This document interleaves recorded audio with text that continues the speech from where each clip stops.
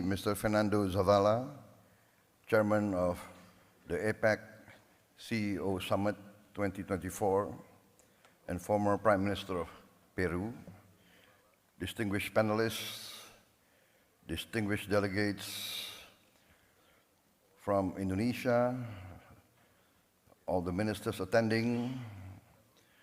I would like also to acknowledge the presence of many notable CEOs from Latin America and the Caribbean, and distinguished participants from the ASEAN Business Advisory Council. Ladies and gentlemen, I'm very honored to be invited to address this distinguished body. As we all know, that peace and prosperity is driven by economic activity, by the role of the business community, the role of entrepreneurs, the role of industry. Without the dynamic participation of the economic sector, basically we cannot have growth and prosperity. Without growth, we cannot alleviate poverty. We cannot create relevant employment. Therefore, I am very happy and very honored to address you, the drivers of economic growth in the Pacific region. The Pacific region, I think, is one of the most dynamic areas of the world. Economic growth, potential technological achievements, the demographics, the resources available in the Pacific and the Indo-Pacific regions all point to a bright economic future for all. We have at the present geopolitical tension, but I am an optimist in the interests of humanity. I believe that the leaders of the great powers of the world, in the final analysis, will always opt for the common good. Rivalry is historical. There will always be rivalry. But our planet has become smaller. We are now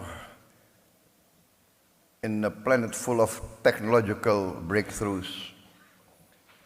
The tremendous breakthroughs in technology demands that leaders be more wise, be more patient, be more accommodating, because the power of technology can bring significant progress to human life, but the power of technology can also destroy human life very fast. Therefore, I always choose the path of collaboration, engagement, communication, negotiation. Yes, we have to uphold and live by common laws, by international rules, but we must also have common understanding of everybody's interests. I come from a country now, Indonesia, one of the largest countries in the world, fourth largest population. Our territory from west to east is nearly the length of Europe. Europe has 27 countries or more. We are one country. We have our significant challenges, but we are blessed with abundant resources, significant territory, land and water. We have the fortune of being able to, in a few years, be completely self-sufficient in energy, self-sufficient in green energy. We will be perhaps one of the few countries that can achieve 100% renewable energy within a few years. We can replace fossil fuel by renewables. We have the largest geothermal potential. I think 60% of the world geothermal energy potential is in Indonesia. We have a potential, of course, solar energy, but our main strength will come from bioenergy, from the plant-based fuel that we can produce. We will be, I think, together with Brazil and maybe with the Congo DRC, we have the potential to produce fuel from plants, and this, I think, will create a lot of opportunities because we will save a lot on foreign exchange. The funds will circulate within our own economy.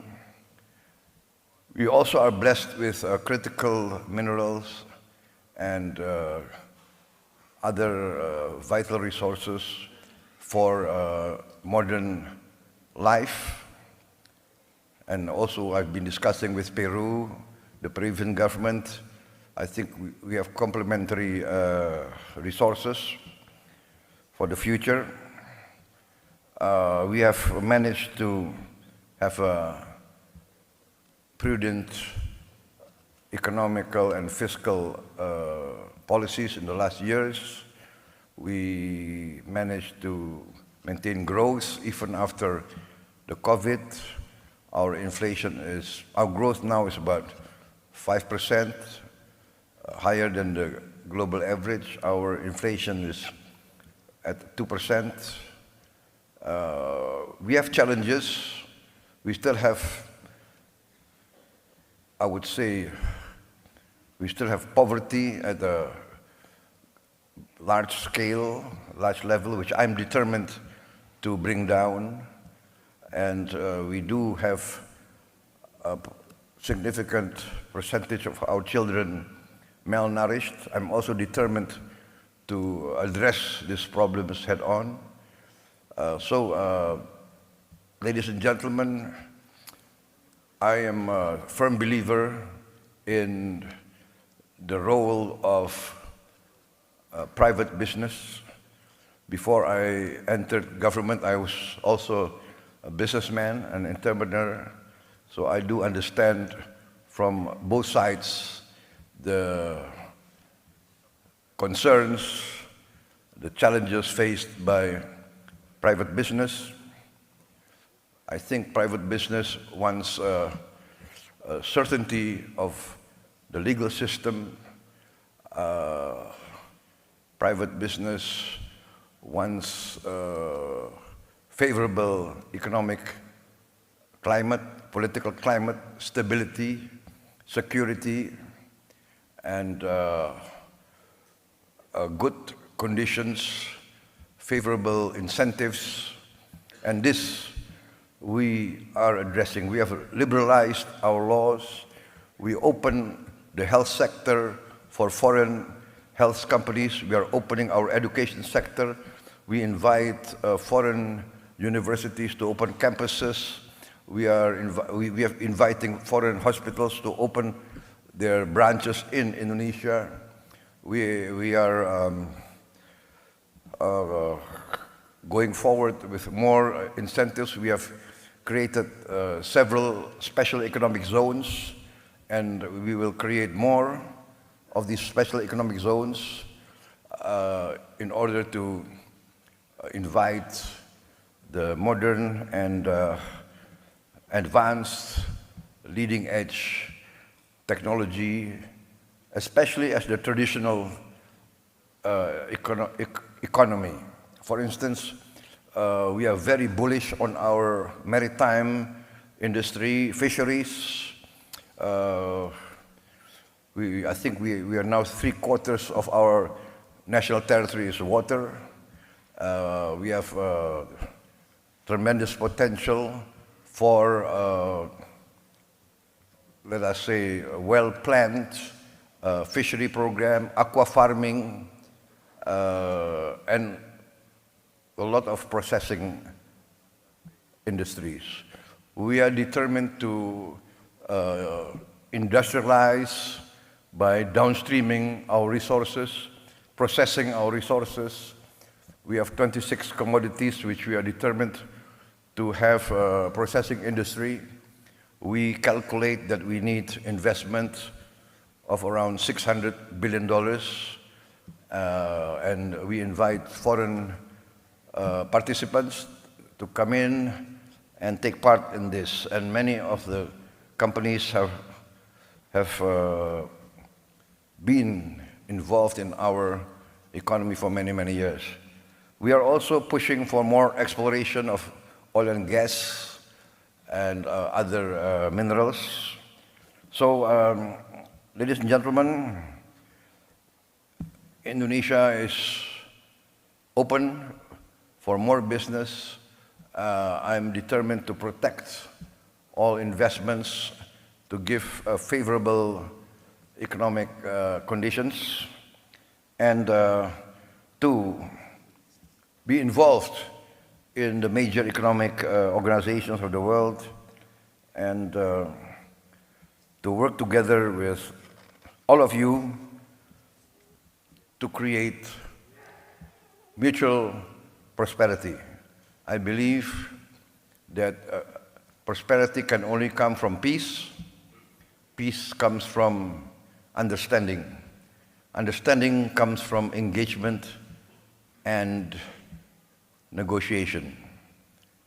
So I'm very happy to attend this APEC summit, to renew contacts, to introduce myself, to introduce my country, and to invite cooperation between all of you, the private sector of the Pacific Basin, the Pacific world, and together to achieve prosperity.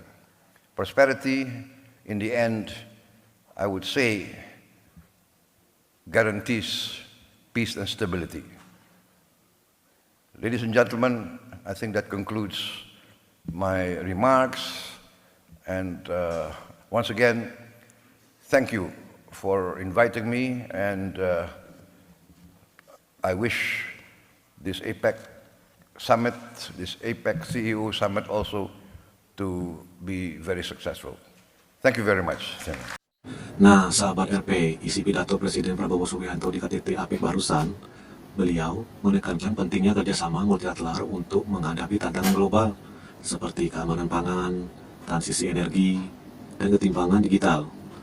Beliau mendorong inisiatif untuk memperkuat ketahanan rantai pasok, mendukung teknologi hijau, serta membangun infrastruktur digital dan inklusif di kawasan Asia-Pasifik. Selain itu, Prabowo menegaskan posisi Indonesia sebagai penengah dalam rivalitas global, terutama antara AS dan Tiongkok, dengan tetap memprioritaskan kedaulatan ASEAN dan dialog damai. Komitmen ini mencerminkan ambisi Indonesia untuk memperkuat perannya di kancah global, baik di bidang perdagangan, pembangunan berkelanjutan, maupun inklusi digital, sambil menjaga stabilitas kawasan. Sekian dulu sahabat RP, wassalamualaikum warahmatullahi wabarakatuh.